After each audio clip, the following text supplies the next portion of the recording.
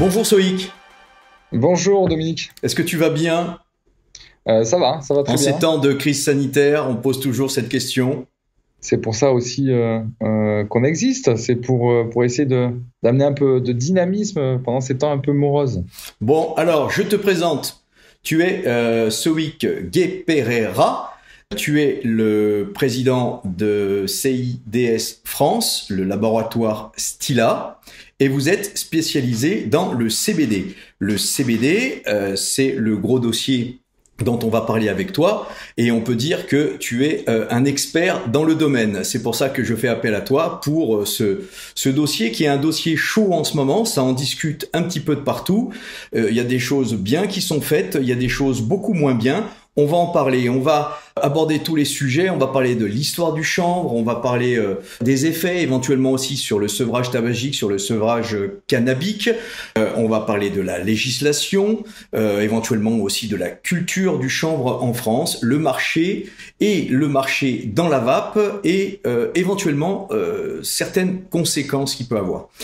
L'histoire du chanvre, on sait que le chanvre est une des premières plante à avoir été cultivée par l'homme. On retrouve des traces au néolithique en Asie. Tout à fait. Voilà. Il a été cultivé d'abord bien pour ses effets. Et puis ensuite, il a été cultivé pour bien sa fibre avec laquelle on fabriquait de la corde, des voiles, tout plein de choses essentielles à nos marines, on va dire. Voilà. L'histoire du chanvre, c'est historique en France. Il y a eu un basculement. Est-ce qu'on cultive encore le chanvre en France? Est-ce qu'on l'utilise aussi pour le tissu, le cordage? Alors exactement, Dominique. Le chanvre a une place très importante dans notre histoire, a une place très importante dans le patrimoine français et auprès du consommateur. Et c'est vrai que le chanvre est présent depuis des décennies. C'est une plante historiquement qui a été cultivée pour ses propriétés médicinales, pour ses propriétés textiles dans un second temps, dans une partie un peu plus Je proche. dirais depuis des millénaires, pas des Oui, décennies. tout à fait. Alors en réalité, oui, depuis des millénaires. Bon, on a peut-être un peu moins, on a moins de traces à ce sujet, mais oui, c'est une plante qui est très connue, qui est très connue, qui est très installée. Alors, pour la petite histoire, c'est une plante qui, comme tu l'as évoqué, on en a une grande trace en fait en France et on en a une grande connaissance, notamment sur la partie fibre textile. Et c'est une plante qui est encore travaillée à ce jour dans ce domaine. C'est une plante, pour la petite histoire, qu'on pouvait observer autour du bassin marseillais, la fameuse Canebière, qui était un lieu d'échange, qui est un grand lieu de tissage, de cordage, etc. C'est une plante aussi qui était énormément présent il y a plusieurs décennies et encore récemment au sein de chaque foyer, dans les campagnes. On se soignait en fait. On se soignait avec, on mangeait avec, on utilisait la graine pour sa teneur assez riche en lipides. On avait peut-être un peu moins poussé la question, on la prenait peut-être plus naturellement et on l'a disséqué un petit peu moins à la loupe sous l'œil scientifique. Mais le chanvre occupait une grande place chez monsieur et madame tout le monde. Et c'est vrai qu'après est apparu, on va dire, tout le plastique, le pétrole, hein, l'industrie des médicaments. Donc, le chanvre s'est peu à peu effacé au détriment de ces choses-là. Ce qui est bien, c'est qu'on voit aujourd'hui que le chanvre reprend une place importante au sein de la société française. Et ça, c'est très important. Nous en avons besoin pour dynamiser la filière. Alors j'ai potassé un petit peu l'histoire de la culture du chanvre et j'ai appris que en fait c'est Napoléon Bonaparte qui a commencé en 1800 à interdire l'utilisation du cannabis, donc du hashish, lors de la campagne d'Égypte où il s'apercevait que ses soldats en prenaient un petit peu beaucoup. Ça a commencé comme ça, mais j'ai appris aussi que dans la vieille Europe, un médicament existait à base de chanvre et dans la vieille Europe et aux USA, entre 1800 et 1900, ça a été le médicament le plus vendu au monde. C'est possible. J'ai pas connaissance de ça, mais c'est possible. Mais c'est vrai que voilà, on a besoin de remettre sur le devant de la scène le chanvre parce qu'il a de multiples vertus. Il est connu de notre société. On a la particularité en France de savoir le travailler, de le connaître sur le bout des doigts, parce qu'on a une histoire par rapport à ça. On a tendance à l'oublier, parce qu'on entend aujourd'hui, attention, les cannabinoïdes, le CBD, ça arrive, le chanvre, le cannabis. On ne sait pas trop où danser, etc. Voilà, on est là pour clarifier la situation. Le CBD, c'est une chose, c'est un cannabinoïde. Le chanvre en contient au moins une centaine. Tout à fait, c'est ça. Aujourd'hui, on peut quantifier sans trop de difficulté une bonne centaine de cannabinoïdes dans le chanvre. Donc, pour la petite précision, le cannabis sativa L, ce on voit un peu partout en termes de communication, donc le chanvre. Le cannabis et le chanvre sont la même chose. C'est la même plante. Et oui, on peut quantifier une bonne centaine de cannabinoïdes. En réalité, il y en a un petit peu plus. Il y en aurait entre 120 et 140. Et puis après, tout le monde connaît les plus connus actuellement, dont le CBD, le CBG, le CBN et le CBC. On va dire que c'est les grandes lignes et les plus connues et sur les cannabinoïdes sur lesquels nous avons aujourd'hui le plus de recul et d'études, de support. D'accord. Pour plus de précision, qu'est-ce que nous utilisons dans le chanvre, donc qui est une plante avec une tige, avec des feuilles, avec une fleur? Qu'est-ce qui est utilisé pour fabriquer le CBD? Qu'est-ce qui est utilisé pour fabriquer le cordage ou le tissu, par exemple? Alors aujourd'hui, dans le chanvre, je m'autorise à catégoriser la chose d'une certaine manière. La variété de chanvre qui est utilisée depuis des décennies et connue de nos agriculteurs et de la filière pour la partie fibre, textile, graines. Donc ça va être pour ceux qui nous regardent, les grands plants qu'on peut voir quand il y a le Tour de France, par exemple, dans nos champs. C'est des grands plants de cannabis très peu fournis, allongés sur la hauteur. C'est avec ces plants-là qu'on va cultiver toute la partie fibre, textile, graines pour une sortie de produits qu'on peut produits semi-finis et finis qu'on va retrouver donc dans le tissage, dans le cordage. Le cordage est un petit peu moins présent, mais il existe encore. Pour une utilisation aussi à des fins de béton, par exemple, il y a toute une filière béton au chanvre qui est en train d'arriver, enfin qui est déjà bien présente. Béton au chanvre, c'est-à-dire qu'ils arment le béton avec du chanvre. C'est un béton avec du chanvre. On le retrouve aussi dans des packagings. Aujourd'hui, nous, on emploie au sein du laboratoire ici des packagings réalisés avec de la canne à sucre, avec un mélange de canne à sucre et de chanvre, 100% végétal, donc biocompostable. On le retrouve dans diverses applications. Donc, on va dire que c'est un peu le chanvre dont on a l'habitude, qu'on connaît vraiment. C'est pas le même avec ce chanvre qu'on trouve en France dans certains champs. On ne peut pas en sortir des fleurs à fumer, par exemple. Voilà. Alors, en réalité, c'est le même. C'est-à-dire qu'après, il y a toute une partie réglementaire qui nous impose de ne pas forcément travailler avec des croisements génétiques au niveau des plantes de chanvre. Donc, on va partir un peu des mêmes variétés. C'est des variétés qui sont enregistrées au catalogue européen des variétés autorisées. Donc, c'est des variétés à fibres, textiles, graines. Et c'est des variétés qui vont être travaillées d'une autre manière. Pour les fleurs CBD, c'est des variétés qui vont être féminisées dans leur ensemble, à qui on va laisser le temps d'opérer une floraison plus longue et on ne va pas leur donner la même destination. Mais il s'agit là en fait bel et bien des mêmes variétés de base.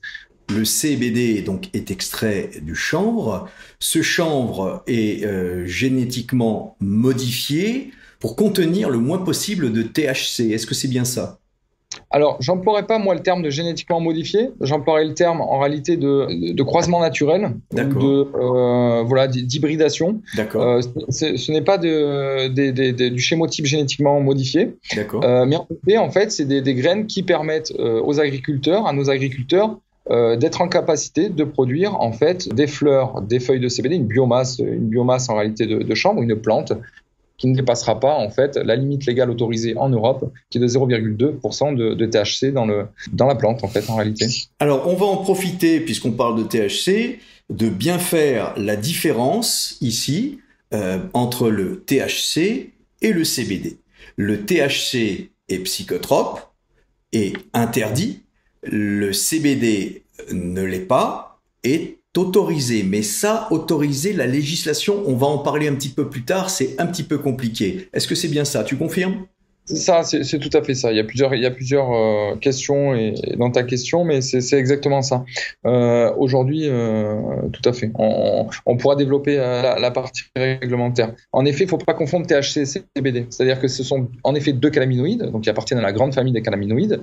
Ils n'ont pas du tout la même vocation et s'annulent même en fait dans leurs effets. Ils ont le CBD va venir en fait contrer en réalité les effets du THC. Ils sont assez aux antipodes les uns des autres. Ils ont cette particularité de s'annihiler en fait.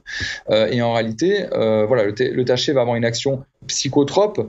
Pour être un peu plus pointu sur la chose, le CBD en réalité voilà, il n'a pas d'action psychotrope, même si certains scientifiques vous diront que c'est un psychotrope puisqu'il va agir sur certains récepteurs. Donc il est nommé psychotrope de cette manière-là, mais il n'a pas du tout les mêmes effets que le THC. Il est parfaitement légal et il n'a pas cet effet vulgaire psychotrope. Alors justement, on va parler des effets. J'ai fait ma petite recherche et je m'aperçois qu'il y a peu d'études sur les mécanismes d'action sur le CBD, ça reste pas très connu, mais empiriquement, on sait qu'on lui prête des effets sur l'anxiété, la dépression, la douleur et l'inflammation, pour ses propriétés antalgiques et anti-inflammatoires, pour les nausées et les vomissements. Alors pour les nausées et les vomissements, ça c'est depuis la nuit des temps qu'on l'utilise. Pour les maladies inflammatoires chroniques intestinales, éventuellement pour la sclérose en plaques, on peut le trouver aussi dans les troubles neurologiques. Et enfin, bien sûr, sur les addictions cannabiques. Tout à fait. Alors le champ est immense sur les bénéfices du CBD. Tombons pas trop précipitamment dans les allégations thérapeutiques, mais oui. En effet, nous avons beaucoup de sourcing, beaucoup de documents à ce jour qui nous montrent les nombreux bienfaits du CBD. Pour bien comprendre en fait les bienfaits du CBD, il faut d'abord s'attacher, on va dire, à la structure un peu de son application. C'est-à-dire qu'aujourd'hui, le CBD, il faut bien comprendre que ce soit sous sa forme d'ingestion, de vaporisation, d'application cutanée, il a toujours un peu le même circuit de fonctionnement. C'est-à-dire qu'il va venir se fixer sur deux récepteurs que nous avons dans notre système endocannabinoïdien. Donc c'est un mot un peu grand, un peu long, un peu particulier à comprendre pour tous les gens qui nous écoutent. Nous sommes construits de cannabinoïdes, naturellement. Le corps humain, l'humain est construit de cannabinoïdes. On en contient. Tout à fait. Ce qu'on vient chercher dans la plante du chanvre, et notamment le CBD, sont des cannabinoïdes végétaux. Donc le principe, c'est que voilà, le CBD va venir en gros se fixer sur notre récepteur CB1 et CB2, va rééquilibrer en fait notre ensemble du système nerveux, est parfaitement compatible avec ceux naturellement présents dans notre corps, et a un champ d'application qui est immense. Donc on peut citer en effet le côté anxiolytique de ce cannabinoïde. Le côté relaxation qui va être très bon contre le stress, l'angoisse, les crises d'angoisse. Donc on le verra, et avec Jacques Louezec avait fait une aparté là-dessus dans le domaine de l'addiction. C'est vrai que le côté anxiolytique est très important, donc le CBD peut y trouver sa place. Et après voilà, nous avons des multiples champs d'application. Le CBD va agir le côté anti-inflammatoire en fait d'un mot, d'un trouble. Le champ est vraiment immense. Et alors on le trouve sous plein de formes, tu le disais, dans la vape, c'est ce qui nous intéresse aujourd'hui, mais pas que. On le trouve sous la forme de gouttes sublinguales, d'huile pour la cuisine, on le trouve en tisane. Alors là, on en parlera un petit peu plus tard de ces tisanes. Et bien sûr, est-ce que le CBD va nous aider dans un sevrage cannabique pour l'addiction au cannabis, et en allant plus loin, est-ce que le CBD peut nous aider dans le sevrage tabagique? On va regarder une petite interview à ce sujet que j'ai fait avec Jacques Louezec, un spécialiste de la nicotique et formateur et un homme scientifique. On revient tout de suite après. Salut Jacques. Salut Dominique. Alors un gros dossier, comme tu le sais, le CBD, on en parle depuis un certain temps maintenant, et je voudrais voir avec toi le sujet du sevrage. Premièrement, le sevrage du cannabis via le CBD, et deuxièmement, le sevrage du tabac via le CBD. Est-ce que tu as des informations sur ces deux sujets? On reviendra sur le sevrage du tabac. On va commencer par le plus simple, par le sevrage du cannabis. Il y a des exemples assez courants. J'ai eu pas mal de témoignages. C'est assez reconnu dans le milieu de la dictologie. Le CBD peut effectivement aider au sevrage cannabis. Il faut savoir que avant l'apparition du CBD, les addictos, les tabacologues traitaient ça en général avec un maximum de nicotine. Pour une raison aussi, c'est qu'en France, le cannabis est souvent fumé avec du tabac et que donc il y a forcément aussi une consommation de tabac derrière. Et c'est quelque chose qui aidait bien, mais il fallait vraiment mettre des fortes doses. Avec les substituts nicotiniques, il fallait pas hésiter de mettre la dose. On sevrait l'addiction au cannabis via de fortes doses de tabac. De nicotine. De nicotine. Et sous quelle forme généralement ? Alors, c'était principalement, avant la vape, c'était principalement des patchs, des gommes, enfin voilà, tous les substituts nicotiniques. Avec l'apparition de la cigarette électronique, ça a bien sûr permis de faire des associations et d'avoir éventuellement une meilleure efficacité. Et puis avec l'apparition des liquides à vaper ou CBD, ça faisait un bon compromis à utiliser pour ceux qui utilisaient la vape, à la fois arrêter de fumer et arrêter de fumer des joints. Pour moi, on garde quand même association nicotine et CBD.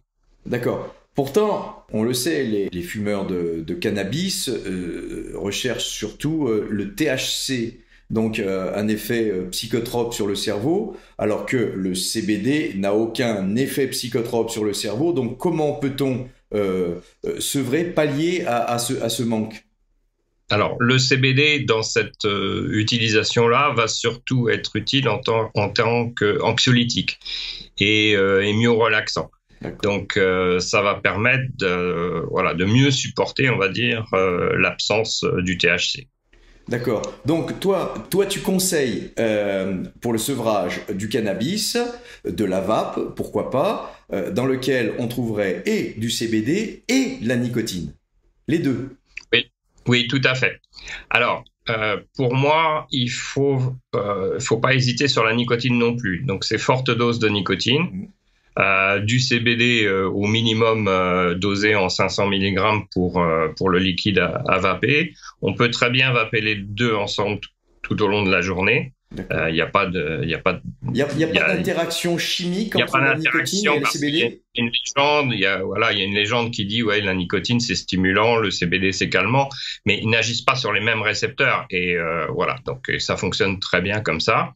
Mais il faut aussi ne pas lésiner sur la nicotine.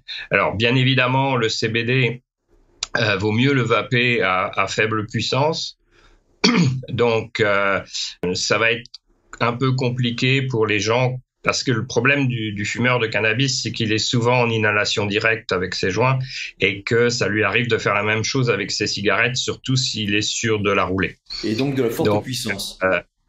Donc besoin de volume, de puissance. Donc on va dire que on peut aller avec un atto un petit peu qui va produire relativement de vapeur. Quelque chose avec une résistance au plus bas en 0,5, plutôt 0,8 si c'est possible, de façon à avoir quand même un volume vapeur important, mais sans trop chauffer le CBD. Le problème du CBD... Même à 0,8, ça gratte encore. Hein. Oui, le problème du CBD, c'est qu'il a tendance à recristalliser. Donc, faut savoir aussi que les résistances vont s'encrasser plus vite. Donc, il faudra les changer plus régulièrement s'il y a du CBD dans le mélange. Après, pour l'histoire du grattage de gorge, il existe aussi des variantes. Faut tester plusieurs produits. Il y en a qui sont aromatisés, qui passent très bien avec du fruit rouge, par exemple, des choses comme ça. Ça adoucit considérablement. Puis quand on le mélange dans son liquide à vaper, du coup, ça a aussi cet intérêt-là. D'accord. Donc, toi, tu confirmes, dans le sevrage au cannabis, de la vape avec du CBD et de la nicotine, ça fait très bien l'affaire. On a une littérature scientifique là-dessus, déjà ? Non. On n'a pas, à ma connaissance, de littérature scientifique là-dessus. Moi, c'est de la pratique de terrain, soit qu'on m'a rapporté, soit que j'ai pratiqué moi-même. D'accord. Alors, le deuxième sujet, qu'on a abordé aussi un petit peu, mais le sevrage tabagique, cette fois-ci, avec du CBD. Il y a eu, je crois me souvenir une étude en 2013 et une en 2018 avec peu de candidats, des fumeurs, un ensemble de fumeurs divisé en deux. Le premier groupe pouvait fumer quand il le voulait et prendre et vaper du CBD. L'autre groupe pouvait vaper, mais c'était un placebo. Ils se sont aperçus que bon voilà, ceux qui vapaient du CBD fumaient beaucoup moins, 40%, que ceux qui avaient eu le placebo. Ça, c'est les deux genres d'études qu'on a eu à peu près, mais rien de bien sérieux. Pour moi, je veux dire, un sevrage tabagique, il faut forcément de la nicotine. Tout ça, c'est probablement provoqué par toujours la diabolisation de la nicotine. Et bon, le CBD peut être un complément. Il peut apporter effectivement un effet anxiolytique je veux dire, l'anxiété, elle est là aussi quand on arrête de fumer. Donc, si ça peut apporter un plus à quelqu'un, moi, j'y vois pas de souci. Mais c'est pas indispensable et je le vois pas l'intérêt d'un sevrage tabagique purement au CBD. D'accord. Eh ben merci Jacques. On reparlera ensemble de CBD, c'est le gros dossier en ce moment. Voilà, on avait besoin d'en parler aussi avec un spécialiste tel que toi. Je te remercie Jacques et je te dis bien sûr à très bientôt. Merci Dominique. Salut. À bientôt. Tu vois là, après cette intervention de Jacques Lewezek, que l'addition de la nicotine et du CBD va pouvoir nous aider grandement, en tout cas dans le sevrage tabagique, éventuellement, et de façon certaine dans le sevrage cannabique. Quelle est la position de Stila dans ce domaine ?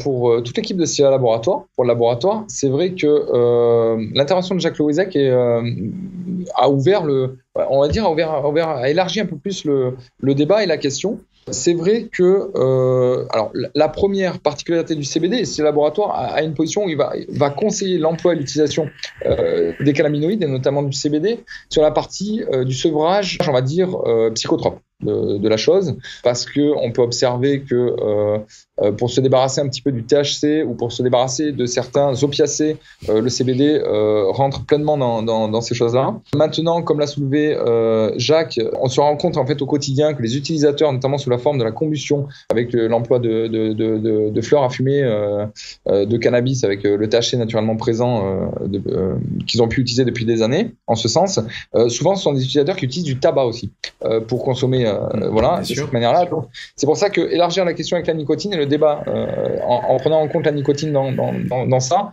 je pense que c'est vraiment important. Et Jacques fait bien de le souligner. La position voilà, de Stila Laboratoire sur l'addiction, c'est la même que pour l'ensemble de nos produits. C'est-à-dire que nous avons besoin d'écrire une page relativement vierge en termes de recul, en termes d'études. On a besoin d'alimenter tout ça, on a besoin de venir écrire notre propre histoire dans la vape et avec les cannabinoïdes, notamment sur le côté de l'addiction. On y travaille chaque jour chez Stila Laboratoire, donc on travaille, on va dire, avec des petites opérations et des micro-études en interne. On n'est pas là on relève pas de l'étude clinique, mais on opère avec différents sujets qui ont différents troubles, différents maux, et notamment dans l'addiction, du testing, de la mise en place de protocoles, du recueil de données, ce genre de choses depuis maintenant bien plus de 12 mois. Donc, je vous l'annonce ici, ça fera l'objet d'une sortie un peu plus concrète sur un livre témoignage à la rentrée, avec de nombreuses personnes citées sur ce livre. C'est la ligne conducteur de Stila Laboratoire, c'est-à-dire avant de parler d'effets, avant de parler de beaucoup de choses, je pense qu'il est important de se le prouver à soi-même et de vérifier sur le terrain, voilà, toutes ces choses-là. Maintenant, on va avancer encore un peu plus loin avec ces laboratoires et prendre en compte tous ces nouveaux éléments, et je pense qu'on va plancher très très vite sur l'élaboration d'un liquide CBD nicotine. Alors, vous avez déjà planché puisque vous avez déposé un brevet. En quoi consiste votre brevet ? Alors, on est pas peu fiers de notre brevet chez CIDS France, donc CIDS France qui est le groupe qui détient ces laboratoires. En réalité, on a révolutionné la fabrication des liquides au CBD. Ce que l'on pouvait connaître et observer sur le marché depuis plus de 4-5 ans, puisque le CBD est quand même présent sur le marché de la vape depuis quelques annes, on l'avait vu dans les différents Vape Expo il y a des années, bien avant ce gros boom qu'on connaît actuellement. Le brevet consiste à l'utilisation du spectre complet de la plante sur des supports conventionnels de la vape. Aujourd'hui, chez CIDS France, vous pouvez du coup compter et utiliser des produits qui sont naturellement construits autour de l'ensemble des cannabinoïdes que compose la plante. C'est-à-dire que vous pouvez retrouver l'ensemble du spectre de la plante dans un e-liquide pour le consommer dans une vaporette classique, sans contrainte de matériel. C'est ce qu'on appelle le full spectrum.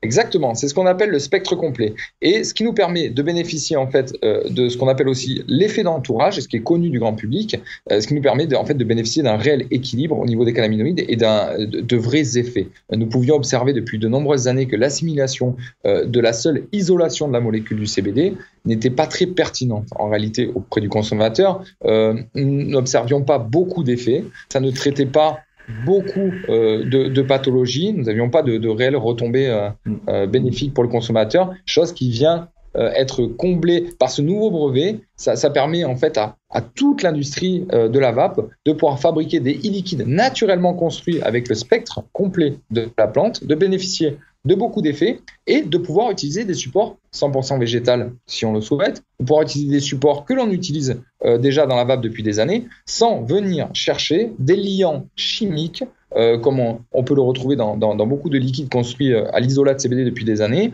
Voilà, on a des liquides beaucoup plus propres qui font beaucoup plus d'effets. Alors, vous intervenez à quel moment au niveau de l'extraction ou après l'extraction? Alors, en réalité, les deux. Il faut savoir qu'aujourd'hui, en France, on a tout un aspect et un cadre réglementaire qui ne nous permet pas de réaliser l'extraction en France aujourd'hui. Et on espère et on travaille en ce sens chez STA Laboratoire au sein du syndicat professionnel du chanvre et de d'autres partenaires pour que l'on puisse le faire un jour et faire bénéficier toute la filière française dès la première étape de la fabrication d'un produit. STA Laboratoire intervient donc dans la confection du liquide à sa forme la plus primaire, donc c'est-à-dire une fois l'extraction réalisée de toute la plante, nous allons en fait travailler cette extraction, la monter sur des supports conventionnels et réaliser la partie aromatique, la partie d'un travail de laboratoire classique de vape, jusqu'à son conditionnement. Donc STA intervient en fait, STA Laboratoire intervient dans toutes les étapes de la fabrication, de la conception d'un liquide. On va justement aborder la législation qui est encore un peu floue. Je sais que la France a essayé donc d'interdire le CBD, mais a été retoqué par l'Europe sur cette interdiction. C'est bien ça ? Complètement. En ce qui s'agit en fait de la réglementation du CBD dans la vape et même au sens large, il faut savoir que l'on parle là en fait d'un produit qui part de la terre au départ, qui est le cannabis. Donc c'est un produit agricole et j'insisterai jamais assez sur la traçabilité de la chose et on doit s'améliorer en ce sens-là, pas forcément chez STA Laboratoire mais sur l'ensemble de l'Hexagone et personne n'est parfait, donc tout le monde ça va s'améliorer. Et il faut pas oublier en fait que voilà, c'est un domaine de compétences qui a été transféré à l'Europe. On parle là d'agricole, de domaine de compétences agricoles. Donc c'est la primauté du droit européen en la matière prévaut et l'Europe, alors n'a pas concrètement aujourd'hui de réglementation définie sur la vape en matière de CBD, mais nous disposons de plusieurs jurisprudences, notamment au niveau de l'extraction, notamment au niveau de l'affaire Canavap avec le CBD sous sa forme de fleurs. Voilà, nous disposons d'un arsenal assez complet pour aujourd'hui affirmer qu'il est tout à fait légal de consommer du CBD en France, quelle que soit sa forme de destination. Il n'est pas légal de le cultiver. Il n'est pas légal de le cultiver, il n'est pas autorisé c'est flou, c'est complètement flou. C'est-à-dire que ce n'est pas autorisé, mais ce n'est pas interdit. Donc en fait, en réalité, nous sommes dans un flux juridique. Il est parfaitement légal de le cultiver, mais aujourd'hui, la problématique, il n'est pas tout à fait, il n'est pas interdit en fait de le vendre, le fruit de ce travail. Et il n'est pas autorisé, enfin il n'est pas interdit non plus, pas autorisé et pas interdit de l'extraire. Donc c'est là où nous avons un retard. Donc résultat des courses, si j'ai envie d'avoir un champ de chanvre de CBD, je peux ou je ne peux pas en France? Parfaitement. Alors il va falloir vous plier en termes de sécurité à beaucoup de choses parce que c'est vrai que ça attire la jalousie. Mais oui, vous pouvez en France faire pousser du cannabis sous réserve qu'ils soient réalisés avec des variétés du catalogue européen. D'accord. Est-ce que j'ai le droit aussi de l'extraire en France ?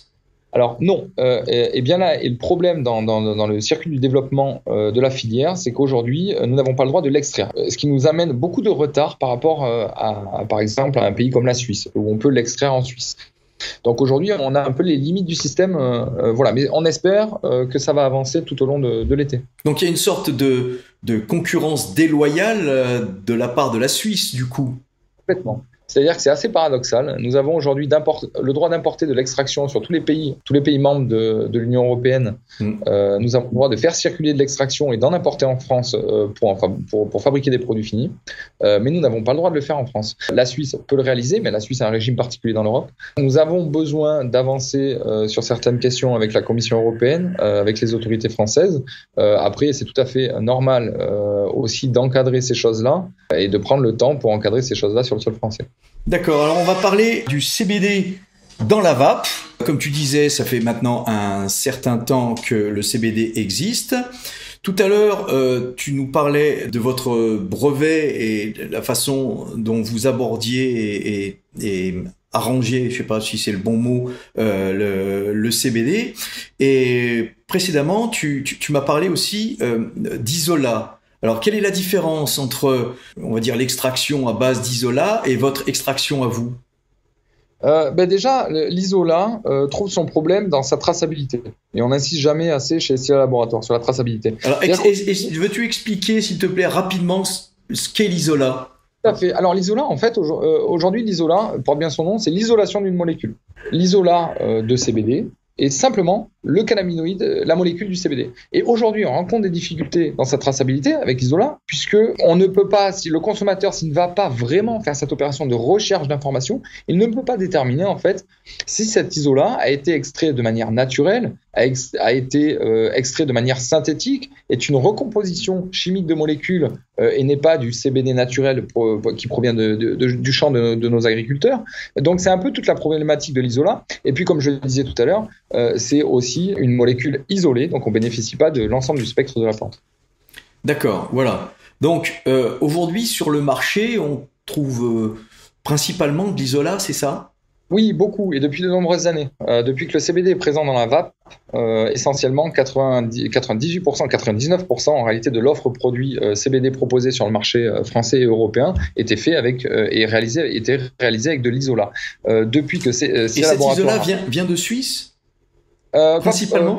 Alors c'est un peu le danger et c'est un peu le problème en fait de la chose, c'est qu'aujourd'hui nous avons très peu d'informations auprès des produits qui circulent et qui circulaient, j'ai envie de dire, parce que le marché s'est un peu nettoyé et le fait que SIA Laboratoire soit arrivé sur le marché a permis aussi d'accélérer ce processus. Nous avons très peu d'informations en fait au dos des étiquettes et sur la traçabilité de cette matière première au niveau du CBD. Donc, il peut se retrouver sous une forme complètement synthétique venant d'Asie, parce qu'il coûte très peu cher en Asie sous cette forme synthétique. Je pense que ce n'est pas une bonne solution pour le consommateur de rester sur des produits typiquement construits qu'à base d'isolat de CBD. D'accord. Donc, si je comprends bien, vous œuvrez pour la traçabilité écrite, on va dire, du CBD, c'est ça ?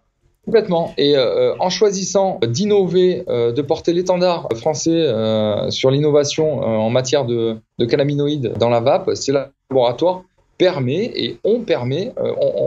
à la filière et au marché de se nettoyer un petit peu en faisant le pari sur l'utilisation du spectre complet qui permet une meilleure traçabilité. Aujourd'hui, il est beaucoup plus difficile de construire, de mettre de l'extraction à spectre complet dans la construction d'un produit fini sans traçabilité. Pour réaliser un liquide au spectre complet, vous partez forcément en réalité d'une extraction naturelle. Vous partez forcément de la plante au départ pour faire tout ça. C'est trop coûteux pour être réalisé de manière synthétique.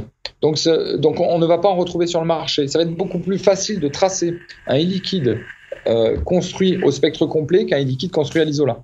On est dans des techniques de fabrication beaucoup plus récentes et du coup sous le coup du brevet, on rentre dans le champ d'application du brevet en utilisant du spectre complet. Donc vous avez quand même tout un processus de fabrication qui est garanti. Et puis voilà, nous allons chercher ici tous les cannabinoïdes de la plante. D'accord. Et du coup, on va dire pour les acheteurs que sont les professionnels, un full spectrum coûte plus cher qu'un isolat ? Alors là où réside la force de ce brevet, c'est qu'il permet l'exploitation par nos plus grands laboratoires en France de ce type de fabrication et pas forcément de manière plus chère. Alors il va falloir qu'on avance dans l'extraction en France pour pouvoir encore baisser le ticket d'accessibilité du consommateur, mais c'est des produits, pour les produits de ces laboratoires, c'est des produits qui sont même moins chers, que le coût est divisé par 2 par rapport aux produits qui pouvaient être proposés il y a 4 ans sur le marché. Ah d'accord. Nous n'avons pas construit en réalité cette réflexion et ce type d'extraction et cette amélioration dans la vape pour qu'il ne soit pas accessible aux consommateurs. C'est le laboratoire a permis par cette innovation et permet par cette innovation de redécouvrir pleinement le CBD. Alors maintenant, je voudrais qu'on parle un petit peu justement, on l'aborde, les professionnels, principalement les boutiques de vape. Et là, il y a beaucoup de choses à dire. Je suis pour, hein, on va dire que un magasin de vape vendent du CBD à condition de s'être fait une certaine expertise dessus, de bien savoir que le CBD n'a pas un usage récréatif comme peut l'avoir un cannabis pur, mais surtout, et j'insiste là-dessus, alors peut-être que je vais me faire lyncher par certains, heureusement, ils sont peu aujourd'hui à le faire, qu'un magasin de vape ne se mette pas à vendre de la fleur de CBD à fumer, pour plusieurs raisons. La première, la filière de vape s'est positionnée sur, on va dire, la non-combustion. La non-combustion. Jacques Le Wezec, dans un précédent interview, me disait que qu'on fume du tabac ou qu'on fume de la salade, les goudrons seront les mêmes. Voilà, ça donne les mêmes cancers, les mêmes maladies, en tout cas pour ce qui est de la combustion. Donc, oui, vendre du CBD, mais un nom ferme et définitif pour vendre du CBD à fumer. Ça, c'est extrêmement important. Un magasin de vape qui vendrait du CBD à fumer, c'est pas une balle dans le pied qui se tirerait, c'est une balle dans la tête. Parce que, effectivement, on va me dire, oui, mais on doit rentrer de l'argent. Effectivement, ça fait rentrer de l'argent, mais ça sera à court terme. Puisque à très moyen terme, ça va nous retomber dessus sur la filière, ça va retomber sur votre magasin. Et quelle différence y aura-t-il entre votre magasin de vape qui, depuis le début, fait son argumentaire, sa crédibilité, sa légitimité sur la non-combustion et se mettre à vendre un produit à fumer? Je ne sais pas, qu'est-ce que tu en penses? Alors, je suis un peu plus nuancé que toi sur la question. Alors, d'accord sur le fond, mais pas sur la forme. Je connais ton attachement, Dominique, aux principes fondamentaux de la vape et ton attachement à l'accompagnement de tous nos professionnels en France. Moi, j'élargirais un petit peu la question, parce qu'il faut bien préciser une chose, et c'est d'ailleurs, j'y reviendrai, mais il faut bien recontextualiser, en réalité, la filière du chanvre français et la fleur de chanvre. La fleur de chanvre, il faut savoir que chez Stilla Laboratoire, ou de nombreux partenaires et de vape shop en France, n'est pas mis en vitrine, mis en avant, ni vendu sous sa forme pour la combustion. C'est-à-dire que la fleur de CBD, je pense, et ça c'est mon avis, mais on peut être un peu plus tranché que moi. Moi je demande d'élargir le débat, parce que je pense qu'on ne cantonne pas le rôle de la fleur de CBD au seul rôle de combustion. Aujourd'hui, la fleur de CBD peut être vaporisée dans du matériel adapté. Aujourd'hui, la fleur de CBD peut être également un moyen d'attirer des personnes qui ne seraient pas venues vers ce processus de sevrage ou de combustion via non-combustion, c'est-à-dire des gens qui utilisent déjà... Alors qu'on comprenne bien, je ne suis pas contre que les gens se mettent à fumer ce qu'ils veulent quand ils le veulent, mais pas au sein d'un magasin de vape. Mais je pense que tout est dit dans ton intervention, c'est-à-dire que nous ne voulons pas qu'un magasin de vape existe et ait pignon sur rue pour opérer des opérations de combustion. C'est-à-dire qu'on ne vient pas dans un magasin de vape pour fumer, on est dans un magasin de vape pour se détacher de la combustion. Mais aujourd'hui, je pense que stigmatiser la fleur autour de la combustion, c'est un peu un raccourci. Voilà, sur la chose, je demande juste d'élargir un petit peu le débat.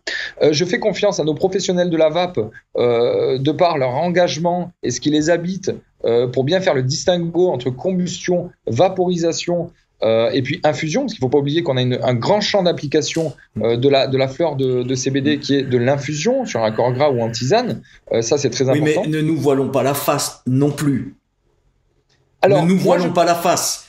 Il est vrai, Dominique, que nous retrouvons aujourd'hui sur l'Hexagone de nombreux consommateurs qui viennent dans cette démarche pour la fumée. Moi, je fais confiance à nos professionnels de la vape pour remettre sur le droit chemin les consommateurs, les utilisateurs, pour les avertir du danger de la combustion, parce que la vape existe fondamentalement pour ça. D'accord, mais je le redis encore, Soïc, il faut pas se voiler la face. Si le consommateur recherche les effets du CBD, il va les trouver dans la vape, il va les trouver dans des gouttes, il va les trouver dans des huiles pour se mettre sur les mains, le visage, enfin, sur ce qu'il veut.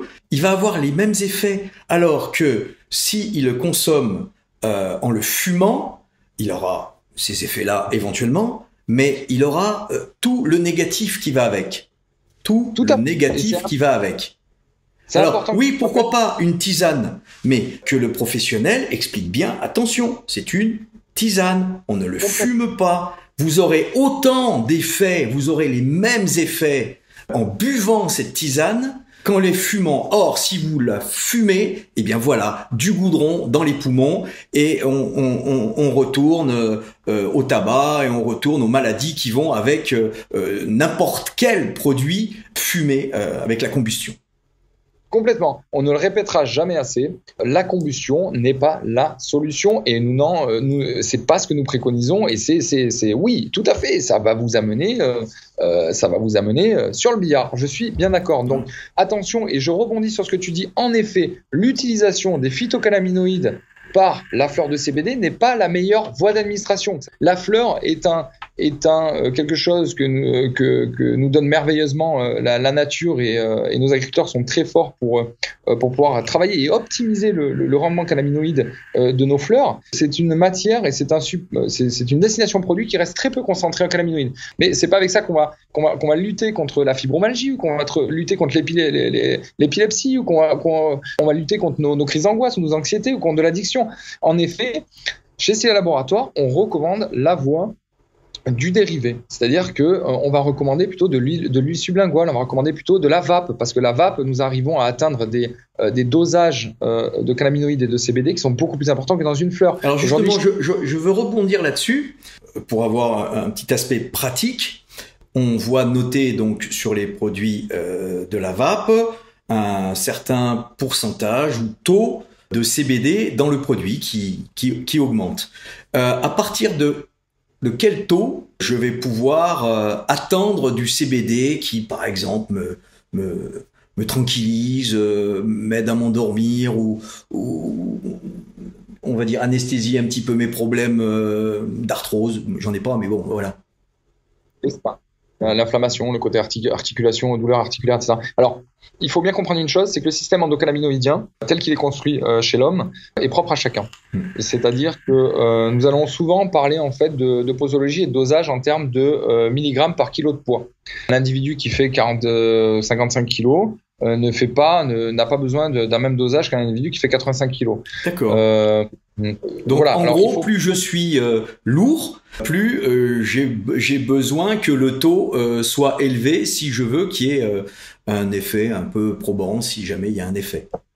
C'est à prendre en compte en fait sur la posologie. Il y a un autre facteur qui est à prendre en compte, c'est l'assimilation. C'est-à-dire qu'un individu par rapport à un autre ne va pas avoir la même réception, la même réceptivité. Voilà. Je dégagerai une grande ligne sur la posologie, c'est s'écouter avant tout. Toujours commencer par des dosages un peu faibles pour venir monter progressivement. Chez ces laboratoires. Qu'est-ce qui est un dosage faible pour toi? Du 500?